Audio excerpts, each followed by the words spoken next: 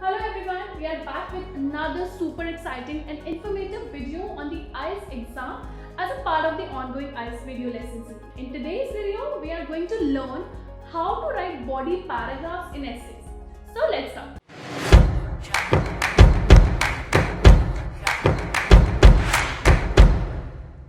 In the previous essay writing video, we learned how to write an introduction and what elements to include in the first paragraph. If you haven't watched that video, maybe you should watch it first. In this video, we are going to take a step forward and will understand how we can write effective body paragraph for writing task 2, which could fetch you a decent bank score in writing.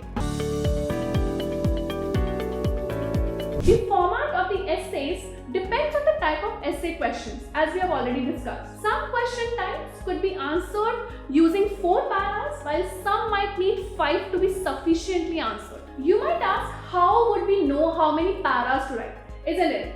Well, at the moment, you should not worry about it, since we are going to cover that topic as well in our upcoming videos, where we will provide you with a sentence by sentence layout of essay questions. So for now, all you need to focus on is to understand how bodies are written.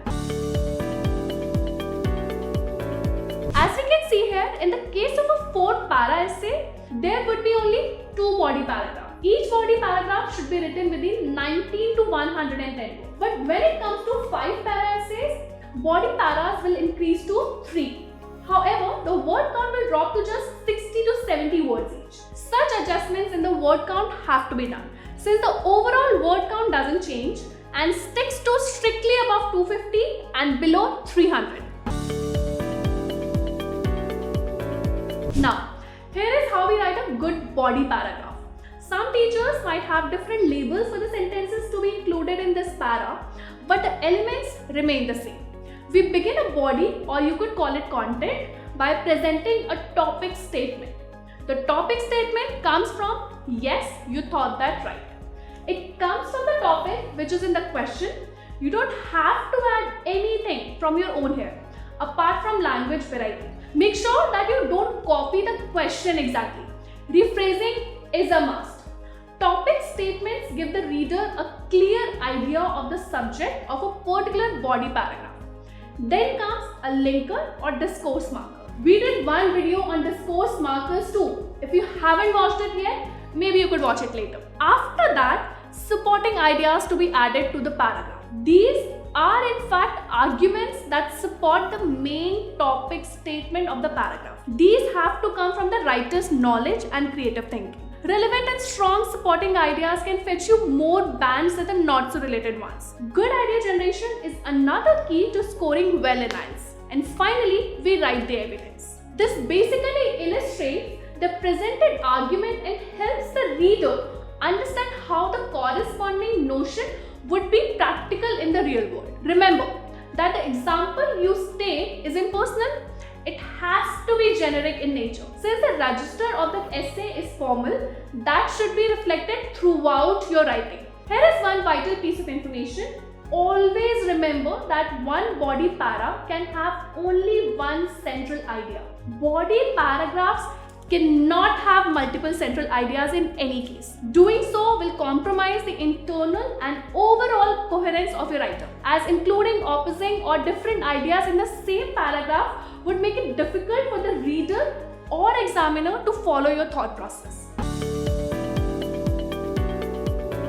Okay, so now let's dig in and understand with the help of a sample essay question. The question reads, fast food is now easily available in most countries. Some people say that this is a positive trend, while others oppose. Discuss both the views and give your opinion. How many ideas do you see in this essay question? You may read the question again if you need to. Yes, you are right. There are 2 ideas in this question. Some people say the availability of fast food is a good change. This is the idea or view 1. Other people say that it is a bad change. Is idea 2 or view 2? The objective of the question is to discuss both views and state our opinion. Each view would be elaborated on in one body paragraph. They can be talked about together.